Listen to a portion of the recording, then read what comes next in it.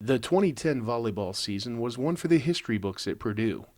With several signature wins and a trip to the Elite Eight, it was a season that would long be remembered by Boilermakers everywhere.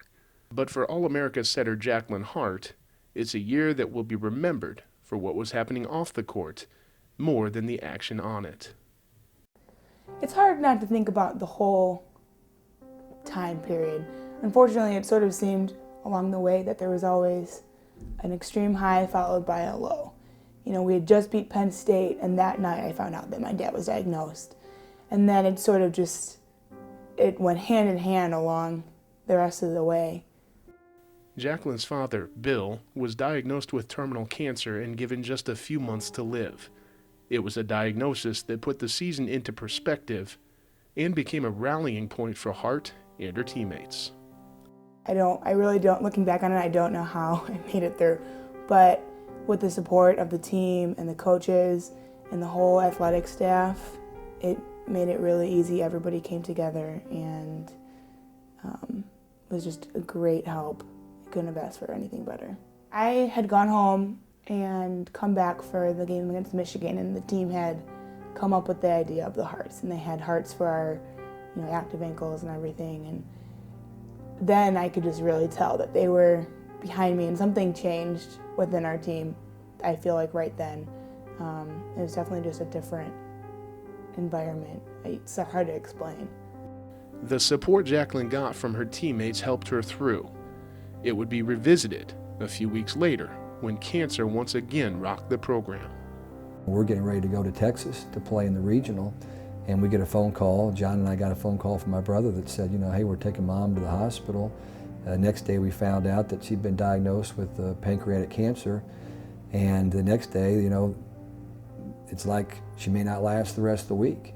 And so, we went down to Texas and played that match, and of course that was a good weekend for Purdue, and we beat Florida, who was ranked #1, and played Texas very tough. But we were fortunate that we got back in time to still be able to communicate with my mom before she got to a point where she really didn't have those qualities to be able to communicate. Shondel's mother, Betty, lost her battle to pancreatic cancer in early December.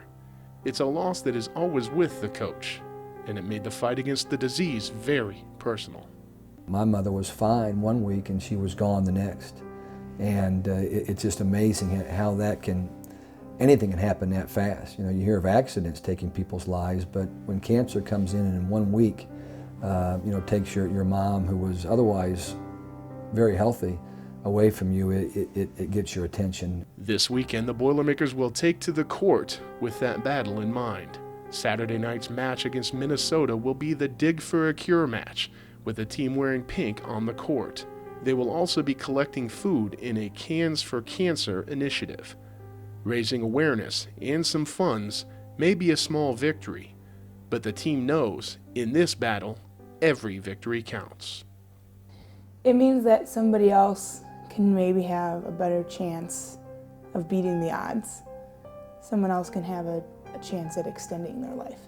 It certainly has changed my approach, and anything that I can do or we can do as a program to make people more aware of that, that's what we'd like to do. Saturday's match begins at 7 o'clock in Holloway Gymnasium.